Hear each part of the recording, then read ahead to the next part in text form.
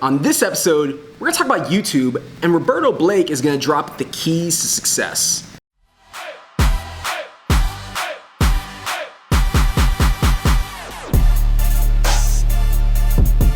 What's going on, everyone? Welcome to another episode of Real Talk. I'm Carlos Gil. This is my series in which I interview interesting guests in the world of business and answer your questions on social media marketing. Joining me here at Startup DTLA in Los Angeles today is Roberto Blake. Welcome, Roberto, to Real Talk. Thanks for having me, Carlos. It's great to have you here. Now, Roberto is a pro when it comes to YouTube, and what a lot of folks don't know is besides Roberto and I being really good homies, Roberto has been influential in helping me grow my presence on YouTube over the last year. So I just want to say thank you, my man. Yeah, hey, thank you, man. You've been crushing it. I've enjoyed watching your growth, seeing the great content you're putting out there, creating real value for people, and you're doing it your own way. You're not doing it my way. You're doing your thing using my tactics. So I love it. What is the Roberto Blake way? My way is I just create awesome, man. You know me.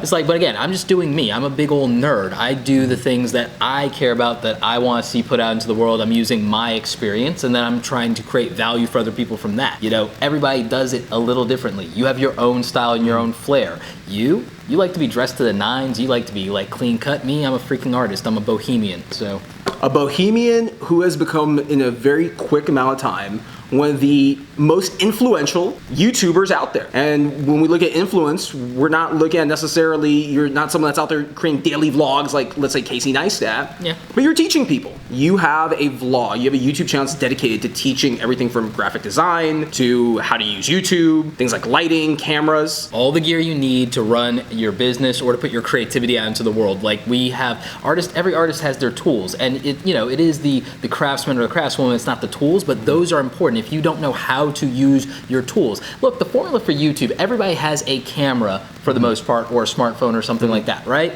Everybody has the audio, the lighting, however they come by it. But everybody still makes something completely unique with those same tools. So when people are looking for some like magic formula for success, that's not what I'm doing, and that's not what I'm trying to sell them on. I'm trying to sell them on the fact that there are some tactics and some strategies you can use to get your thing out there. It's like you bake a cake your way. My whole point is to get as many people tasting your cake and loving it as is possible for you. So, that's my deal. So advice out there, Roberto, to any up-and-coming content creators that want to jump on YouTube. Let's start with equipment. Do you need to have the fancy Canon or Sony camera, or realistically, can you start creating content on YouTube with an iPhone?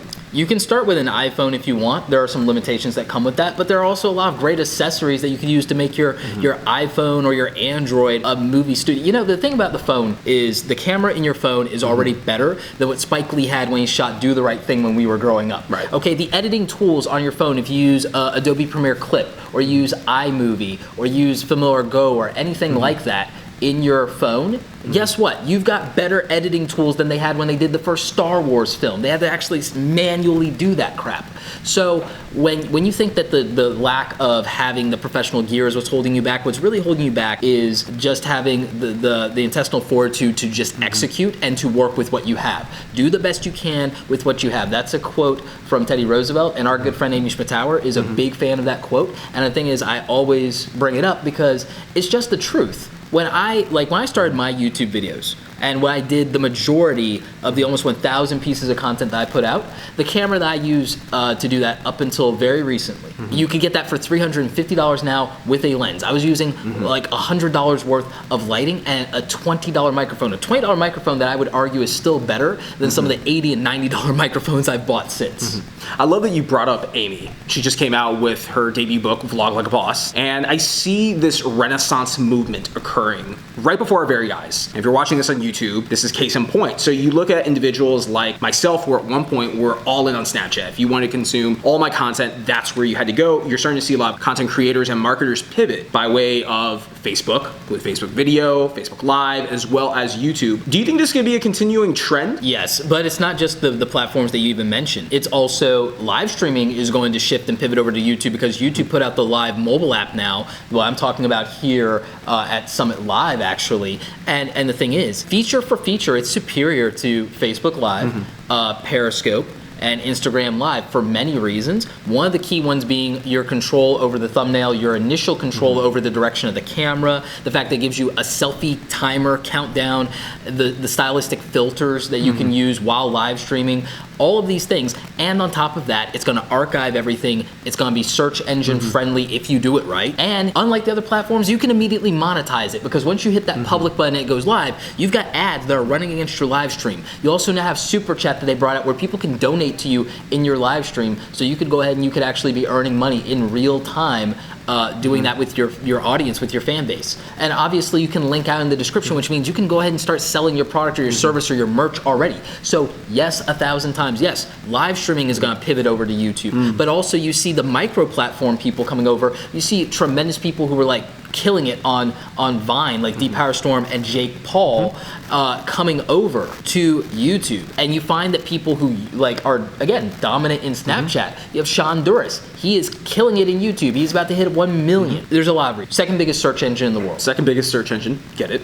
You can monetize your content. You can monetize your content. There's money on the table here. There's almost no other platform where you can immediately start making money. Let me ask you a question though. Do you think there's more? Because again, I look at it as we're in this renaissance period where individuals are seeing the success that you had. Amy, Sonny Lenarduzzi's another one. You have Sean Duras. I could go on and on and on. Gary Vaynerchuk, another one. Yeah. So do you feel that we're gonna get to a point though where YouTube is gonna be as overly saturated as, let's say, a Snapchat or an Instagram, because everyone wants to be a content creator, and you have more content creators than really you have consumers. And when I say consumers, I'm not just talking about a view, I'm talking about someone who's actually paying attention. No, I got you. I completely understand. Here's what I'll say about oversaturation. I want to kind of like, ram this down the throat of your audience a little bit. Go for it. And be like very aggressive about this.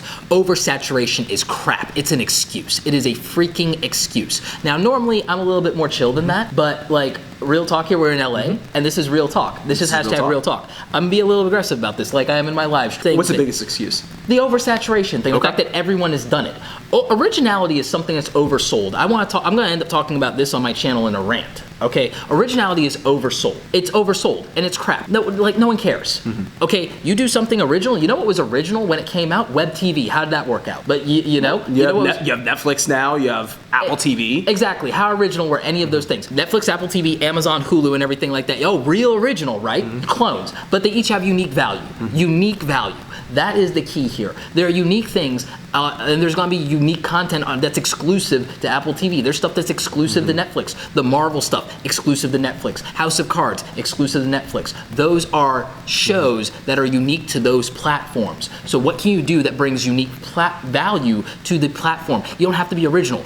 Everybody might be doing makeup. Someone may not be doing makeup with your complexion or from your part of the world and everything like that. You know what? Someone may not be doing tech your way. You know why Marquez Brownlee is one of the biggest tech YouTubers there is? Because he's one of the only people that does extraordinary cinematography and filmmaking with his reviews and his unboxings, but he also doesn't overplay things, and he tries to make it the most realistic review in the world. He wants it to be the way you're experiencing it in your hand when he does it. And he's really the only one who's got that down. And there are a lot of people who will want to try to copycat him, but he already broke the mold on that. So you can only be a clone if you go that route. He didn't do unboxing videos and doing top-down reviews was not original, but Marquez Brownlee made it unique. But Marquez Brownlee is original. So what I'm hearing here is YouTube's no different than other social networks from the standpoint of you have a lot of noise, you have a lot of players and characters in the space, and your way to rise above that noise is by really honing in on your uniqueness. Yeah, it's 110%. And the thing is, uniqueness isn't always qualitative. Sometimes there's an X factor. Meaning, when I say qualitative, I mean it's not about your fancy camera gear, because some people think that, like, and it's true, traditionally in creative services, that you can compete based on quality, getting that 5% better. But guess what? 5% better is not about your camera gear. 5% better is about Disney World. It's about the emotions. It's about the feels and everything like that. 5% better isn't for some chicks. It's not like having bigger muscles or a fancier car. It's making them laugh when nobody else can do it. I had this conversation a couple of months ago when I was in London with Chris Cubby, who I interviewed earlier today. He's also here at Summit Live. Right. And back then we talked about how Gary Vaynerchuk has really created a playbook for a lot of people to follow. But just because Gary Vaynerchuk creates Daily V or Ask Gary V, that now isn't necessarily going to be the standard for everyone. It's, you look at what's in place and you think of, how can I take that model that works, something that feels like it appeals to me and my audience, and how do you make it yours? So I'll give you an example. I have the Hustle Diaries. Yeah. I've had a lot of folks that privately reached out and they've said, dude, this feels like a Daily V. I'm like, dude, since when is a vlog a Daily V? Since when is every piece of content out there that's from a marketer or from a business person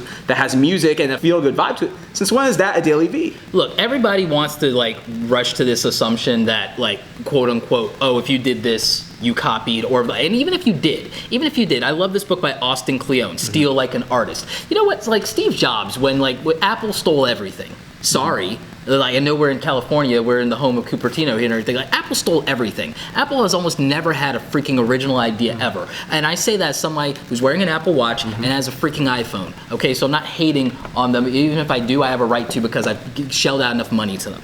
But it's like, oh, real original. You know what? They like, this is stolen from the freaking Palm Pilot in the freaking 1980s. This is the freaking Palm Pilot. And even before that, that was stolen from stuff that I saw, the data pads in Star Trek. This was all stolen. Everything we have was stolen from science fiction. So you're saying that it's okay to steal someone's flavor on YouTube? It's okay to steal Casey Neistat if you want to be the next Casey Neistat. And I'll say this, because you're saying... You know what Casey Neistat was doing? Everything Casey Neistat's doing, which he does great, he did it his own flavor and everything like that, but he was greatly inspired by Devin Graham, Devin Supertramp. Here's what I say to people that say, you know what, I'm going to go ahead and follow this model is, dude, go ahead and try to put in the work that they put in. That's something that if you can replicate that... more power to you. Gary looked at Zay Frank, the original godfather of what vlogging was before everyone decided to copy Casey Neistat. He looked at what Zay Frank was doing back in the day in the original, like the old school YouTube hustle, old tube. We're talking 2006. Okay, when Zay Frank kind of created and originated the modern vlog, and Gary took that and did 1,000 episodes of a wine show stylistically inspired by Zay Frank's vlogs of talking to the camera. Okay, nobody was doing that. Gary took and quote unquote stole the format of a Zay Frank vlog and made a wine show. What would Gary say about that if he was here right now? He'd probably agree with me. Okay. Because I mean, again, he says okay, someone else is going to come along and do it and is going to have a better execution or a variable. The creative is the variable of success. You know that's one of his famous quotes. Creative is the variable of success. Okay, I took your format of talking about life experience and shared what my life experience is, which is in Gary's case,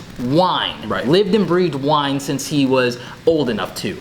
Like, 16 years old reading Wine Spectator. He took that experience and at 30, after half of his life being invested in wine and his whole life being invested in the family business, the liquor store, and he took the stylistic format of that and took it to a completely different genre. So you could take things, you know what, esports, all esports did, a lot of the best esports channels and entertainment, all they did was took ESPN and football and basketball and took it for computer nerds like me.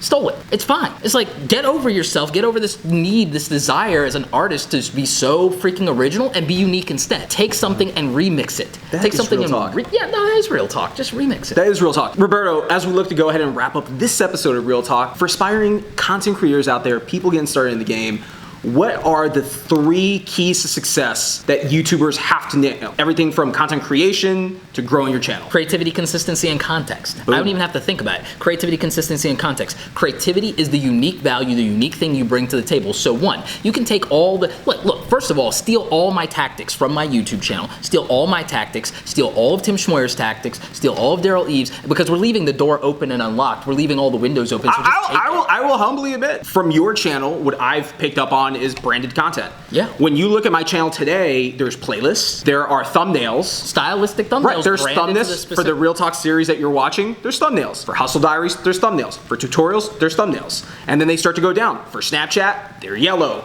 For Instagram, they have that rainbow color. Yeah. They start to have a same look and feel. So when you look at, for example, my channel from a year ago, it was a disaster.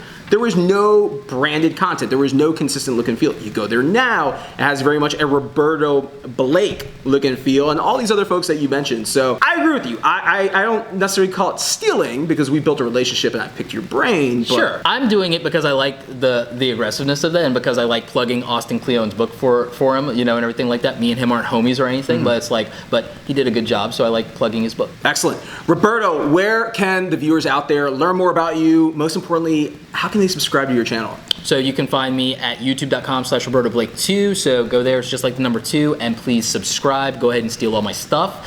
And steal his stuff. Yep.